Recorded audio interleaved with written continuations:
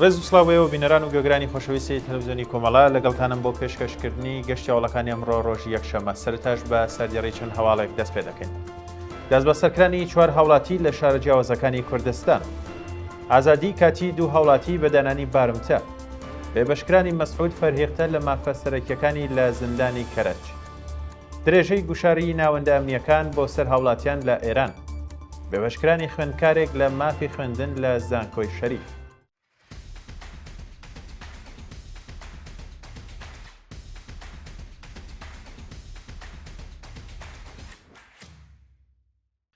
دەست بە سەرکرانی 4 هاوڵاتی لە شارە جیاوازەکانی کوردستان.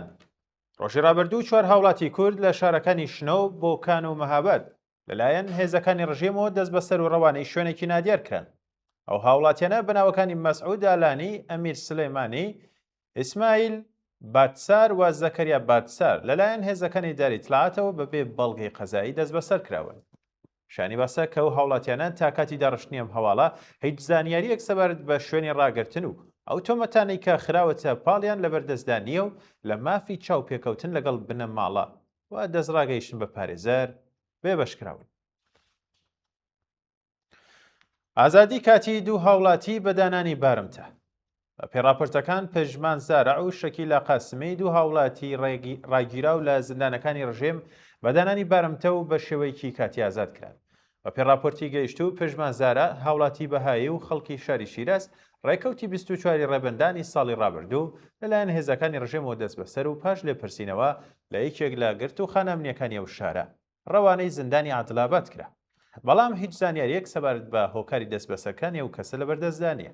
هەروەها شەکیلا قاسمی هاوڵاتی بەهایی و دانیشتووی کرمان ڕێکەوتی 13 ڕێبەندانی ساڵی ڕابردوو لەلایەن هێزە ئەمنیەکانەوە دەست بەسەر کرا و پاشان دوای تێپەڕاندنی 6 مانگ دەست بەسەرکان بەدانانی بارمتە ئازاد کرا.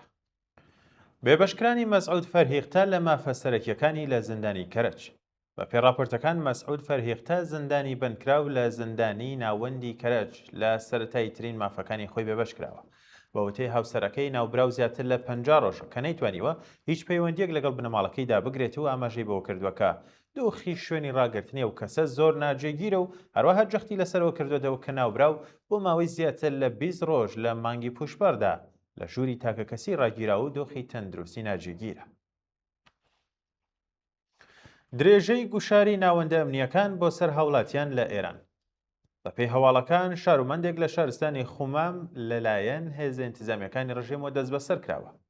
بە وتەی راپۆرتی سەرچاوەکانی مافی مرۆڤ، هاوڵاتیەک لە شارستانی خومام بە تۆمەتی تەبلیغ دژ بە ڕژیم و بڵاوکردنەوەی پرۆپاگەندە و تێکدانی بیر و ڕایگشتی لەلایەن هێزەکانی ڕژێمەوە دەست بەسەر و دۆسیە قەزایی بۆ سازکراوە.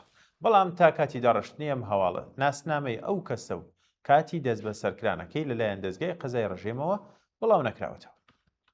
بێبەشکرانی خوێندکارێک لە مافی خوێندن لە زانکۆی شەریف. لە ڕۆژانی ڕابردوودا وەزارەتی علوم حکمی دەرکردنی خوێندکارێکی لە زانکۆی شەریف پەسەند کردووە. ئەو خوێندکارە بە ناوی ڕەزا دالمان ڕێکەوتی 28 ڕەشەمەی ساڵی ڕابردوو دەست بەسەر و لەلایەن شۆرای نزباتی زانکۆی شەریفەوە بە تۆمەتی تێکدانی ڕێوشوێنی زانکۆ، ڕووخاندنی داراییە گشتیەکان و بێڕێزی بە ڕێبەری کۆماری ئیسلامی حکمی دەرکردن لە زانکۆ و 4 ساڵ قەدەغەکردن لە خوێندنی بەسەردا سەپێنراوە کە دواتریش لەلایەن شۆرای ناوەندی نزباتی وەزارەتی علومەوە حکمەکەی پەسەند کراوە. سەپاندنی حکمی قورسی قەزایی بەسەر هاوڵاتیەک لە شاری تاران.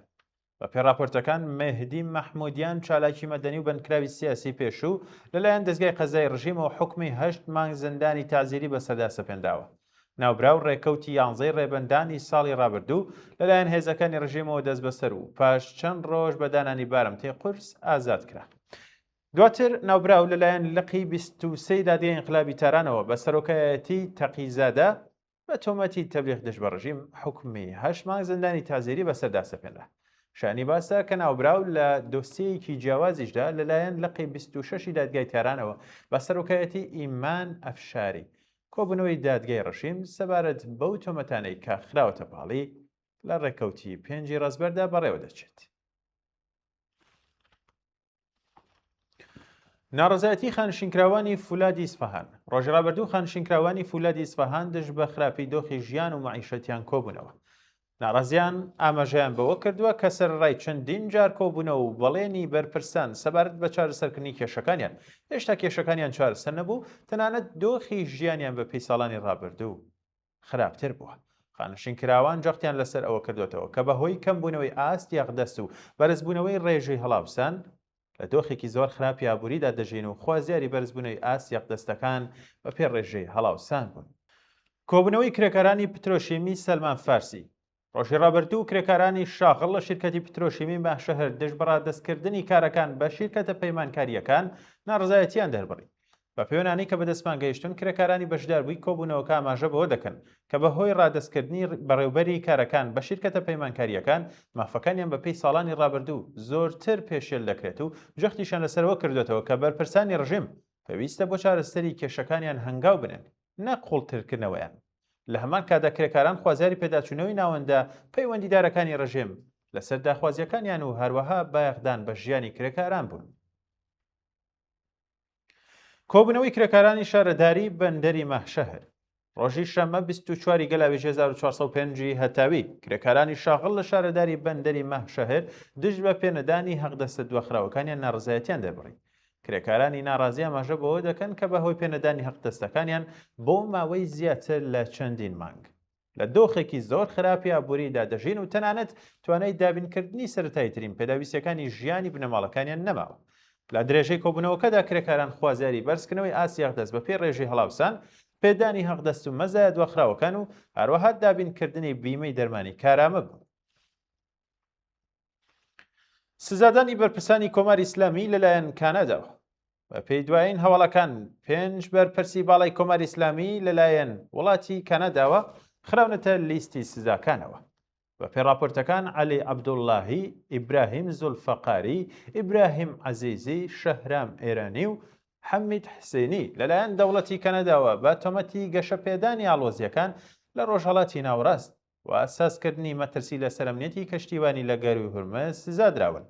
دەوڵەتی کەنەدا ئاماژەی بەوە کردووە کە ئەو کاردانەوە بە هاوەهەنگی لەگەڵ وڵاتە هاوپەیمانیەکانیان بوو بە ئامانجی پاراستنی مافی کەشتیوانی لە ناوچەکە ئەنجام درا و بەردەوامیش دەبێت.